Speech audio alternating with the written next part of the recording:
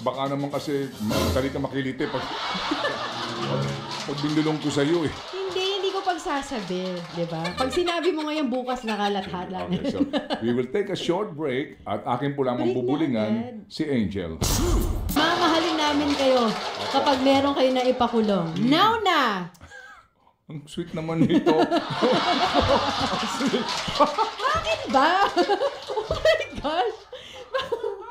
Tungtuwa siya, oh. Alam mo, bakit ba? Kung ganito, pag galit na, para bang yung anak mo tinawag, come here, now na! Alam mo, easy lang tayo, pero... Ito mo tawa niya, no? Napaka-natural. Yeah. Anyway, sige. Ano, ha? Basta yun. Ayoko, tatawanan mo lang ako eh. Hirap dito, minsan lang dito, tatawanan lang ako. Hindi mo tatawa. We need justice, now na. Kasi if there's no justice... kasi nga, ako yung isang proponent ngayon. Dapat yung mga pananalita natin naayon sa ating kadamitan. Pwede na ba akong, sabi nga ni DJ Chacha, di ba? Nepo baby or nepo wife? Baby Angela. Problema. Alam mo, baby Angela, itong Bugatti na to, tsaka itong Vizcaya cars na ito, yung backer nitong nakaupo sa LTO na siyang responsable sa pagpaparehistro nito, ang lakas. Malakas, for sure. Kasi sangkot na to eh.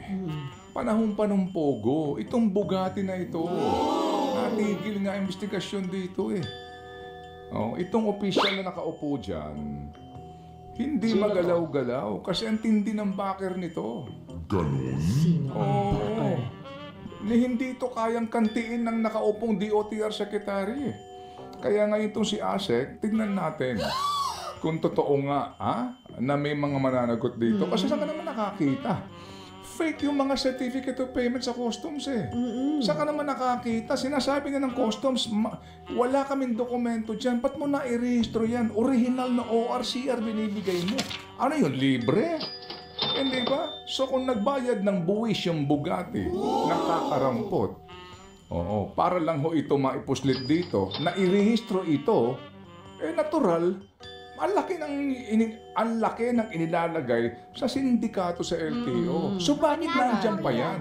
Panigurado. Kasi may backer na malakas. Kumbaga, deeply rooted system inside. Kaya, sorry po, kalokohan to sinasabi nila na anti-corruption sila. Na sila sinasawata ang korupsyon sa administrasyon nito. Dito na lang po, sa mismong tagaloob ng DOTR nagsasabi na hindi nila makanti ito kasi ang tindi ng backer nito. Totoo yan. Alam mo kung sino? Sino? Pangalanan mo. Ha? Pangalanan mo na. Secret. Pwede bang ibulong sa akin?